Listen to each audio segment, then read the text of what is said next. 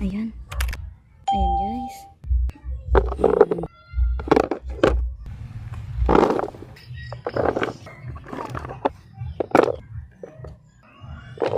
Ayan. May yung mga kangkong natin guys. Pinatch natin guys. Ayan.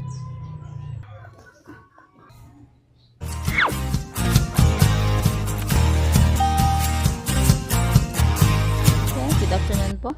Ngayon ayan, dito naman tayo sa ating garden at ayan nga, magha-harvest po tayo ng ating mga pananim. And before po pala tayo magpatuloy guys, isa-shoutout ko muna po ito si Julie, si Kenya 2715.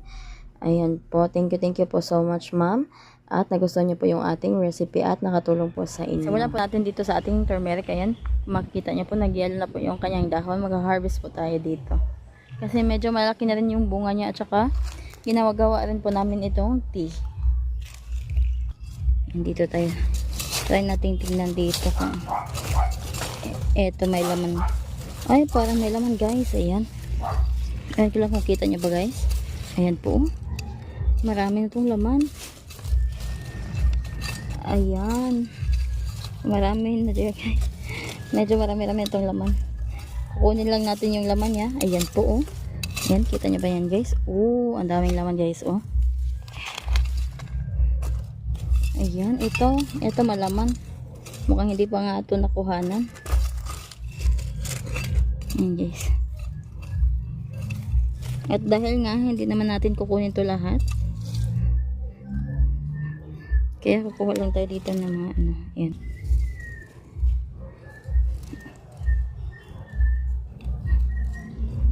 Ayan.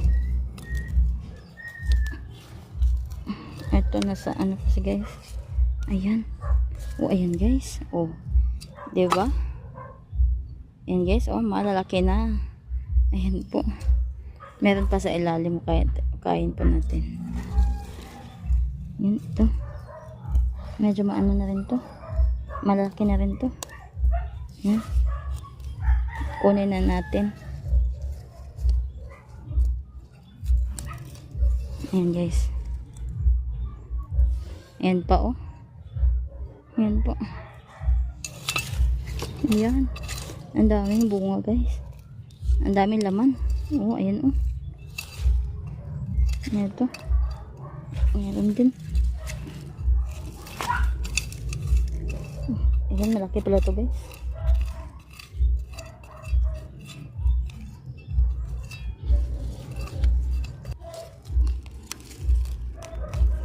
Ayan. Oo, ayan. Ay. Tumubo na siya pero okay lang yan. Yan guys oh. Yan pa. Medyo marami na to. Pero tignan pa natin kung baka meron pa sa ilalim. Yan, meron pa nga oh. Yan guys. Meron pa nga siya sa ilalim.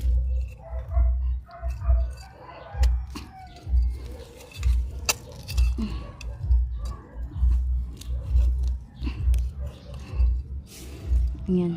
Oh. Hindi pa. Ay, meron pa nga siya dito. So, baka pag inano ko, ano naman. Tabi man natin ito. Tignan natin dito. Dito banda. Oh. Meron na nga din siya dito, guys. Ayan, oh.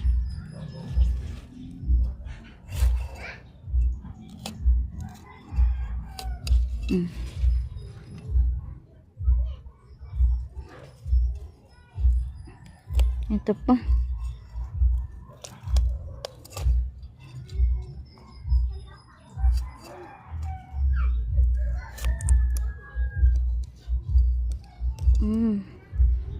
Ayan. Ito guys, oh. Ayan guys. Ayan, ang dami po. Oh, isang puno lang yan. Napakadami na natin nakuha. Ayan. Maghahanap pa tayo sa iba. Ayan po. Ayan. Ito nga rin pala yung mga nakuha nating itlog guys, ating mga manok.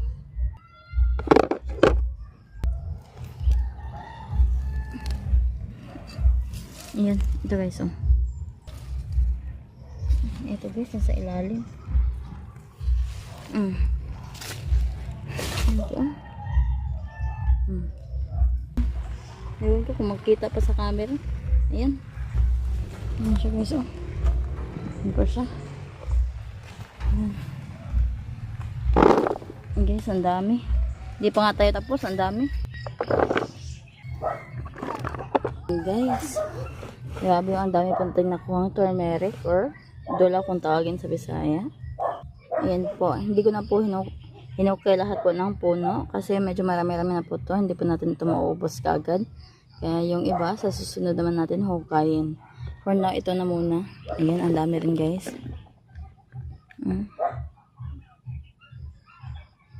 Ngayon naman, doon tayo sa iba pa nating gulay. Meron nga pala din tayo ditong siling atsal. Ayan. Kukunin natin. Hindi nga ito medyo kalakihan guys, pero ayan. Ito may bunga pa to. Kukunin na rin natin. Ayan po. Meron nga din pala tayo ditong talong guys. Ayan, sobrang laki na po talaga nito. Oh. Kaya kukunin na po natin. Ayan po guys. Oh, grabe. Ang haba. Oh. At marami din pala tayo ditong sili na harvestin guys. Kasi hinog na siya. Ito, dito muna tayo sa siling labuyo. Gagawin ko kasi itong chili garlic oil. Kaya ito mag-harvest tayo. Napakaraming bunga niya guys. Pero yung red lang, yung hinog lang ang ating kukunin.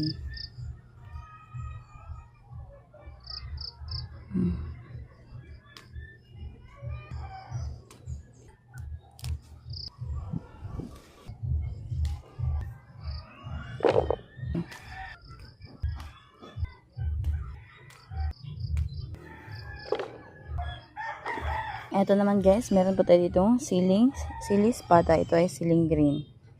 Yan. Para po siyang siling laboy guys, pero hindi po ito siling laboy. Ito pa yung siling green. Nahinog na lang po siya. Harvestin ko na rin.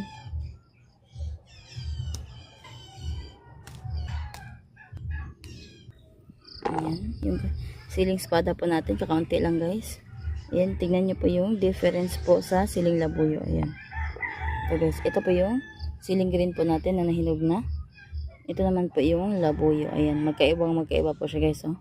Itong siling espada lang natin guys, or siling green, hindi lang po siya gaano kahabaan. Doon naman tayo sa atin kabilang sili.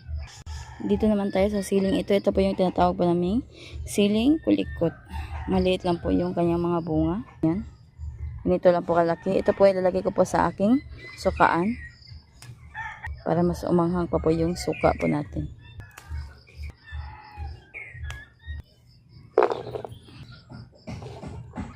Meron din pala tayo itong konting okra guys. Kaya kukunin natin bago pa ito maging magulang. Ayan. Okay pa. Dito meron din pala nakatago. Ayan. Sakto.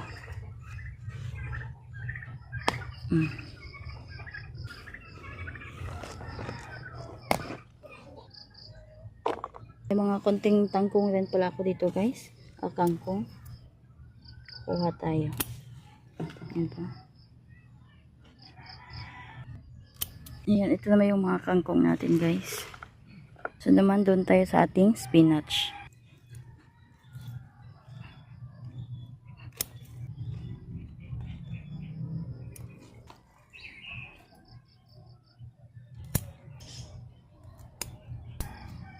Ito naman yung mga spinach natin guys. Ayan.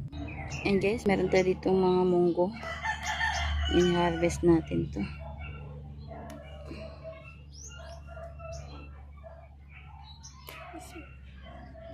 Ito. Yung iba. Pakano pa lang. Ito po guys.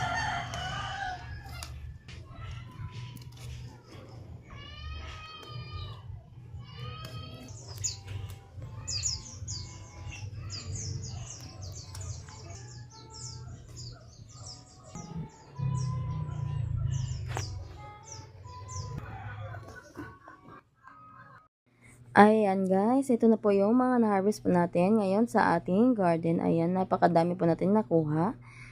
At ito, may maiulam na po tayo guys. Sobrang excited po ako ngayon. Ito po, meron pa tayo dito, spinach or alugbate.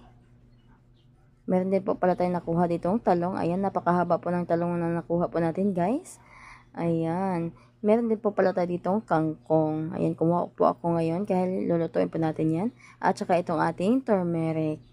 Ayan, gagawin po natin itong tea, guys. Kaya dinamihan na po natin ang pagkuha. At meron naman tayo ditong nakuha kakaunting munggo. At saka yung flour po ng ating kalabasa.